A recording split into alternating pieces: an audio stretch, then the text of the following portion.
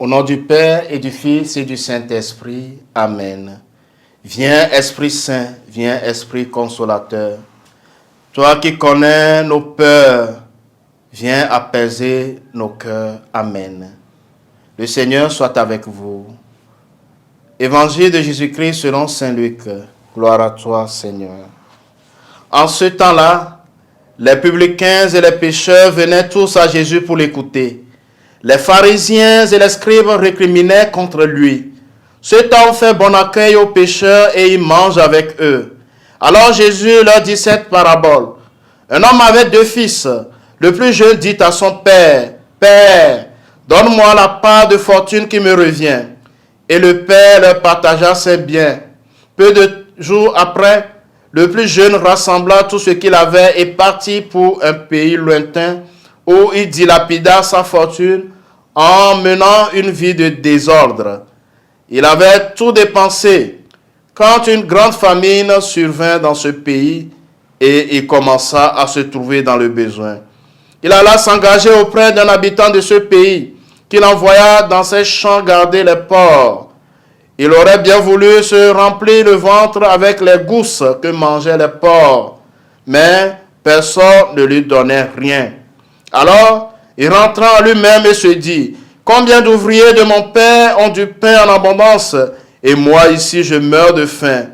Je me lèverai, j'irai vers mon père, et je lui dirai, « Père, j'ai péché contre le ciel et envers toi.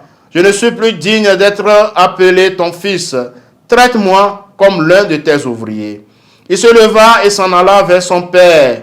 Comme il était encore loin, son père l'aperçut et fut saisi de compassion. Il courut se jeter à son cou et le couvrit de baisers. Le fils lui dit, « Père, j'ai péché contre le ciel et envers toi. Je ne suis plus digne d'être appelé ton fils. » Mais le père dit à ses serviteurs, « Vite, apportez le plus beau vêtement pour l'habiller. Mettez-lui une bague au doigt et des sandales aux pieds. Allez chercher le veau gras, tuez-le. Mangeons et festoyons. Car mon fils que voilà était mort et il est revenu à la vie. Il était perdu et il est retrouvé. » Et il commençait à festoyer. Or, le fils aîné était au champ. Quand il revint et fut près de la maison, il entendit la musique et les danses. Appelant un des serviteurs, il s'informa de ce qui se passait.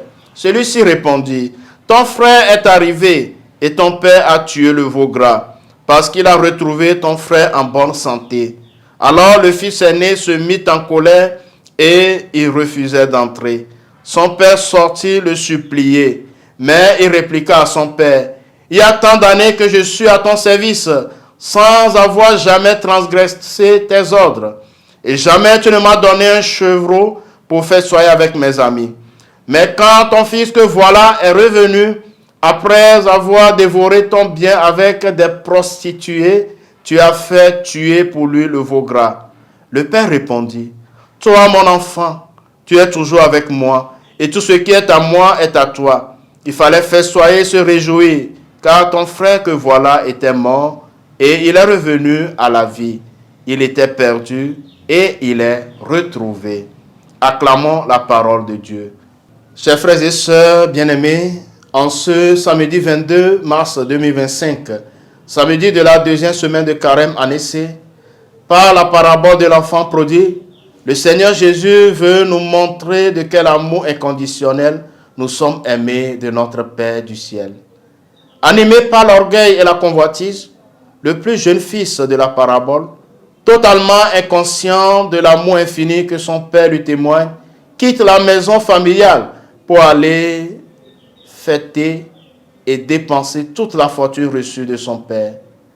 Mais il va passer par un chemin de douleur, d'humiliation, et il va vivre la faim. Avec courage et détermination, il se leva et s'en alla vers son père. Quelle est sa surprise quand il s'aperçoit qu'il est resté vivant dans le cœur de son père, comme son unique, son fils bien-aimé. La maison paternelle est remplie de joie. Celui qui était parti est revenu. il doit retrouver sa vraie place. L'attitude du Père est l'enseignement le plus touchant que le Fils puisse recevoir. Le Fils aîné, vaut-il mieux que son frère cadet? Il dit être au service de son Père. Mais est-ce pour le salaire? Est-ce pour les richesses de son Père? Se sait-il aimé de son Père? La jalousie qui manifeste lorsque le Père accueille le cadet révèle son égoïsme. Il ne s'était pas réjoui du retour de son frère. Cela se manifeste différemment de son frère et il n'est pas en mesure de saisir tout l'amour de son Père pour lui-même et pour son frère. Son cœur endurci le rend aveugle à la bonté de son Père, tout comme ces pharisiens et scribes qui récriminaient contre Jésus, qui faisait bon accueil aux publicains et aux pécheurs. Frères et sœurs bien-aimés, je nous propose comme effort de carême de ce jour de faire bon accueil à ceux qui sont stigmatisés, rejetés. Le Seigneur soit avec vous. Que Dieu Tout-Puissant vous bénisse, le Père et le Fils et le Saint-Esprit.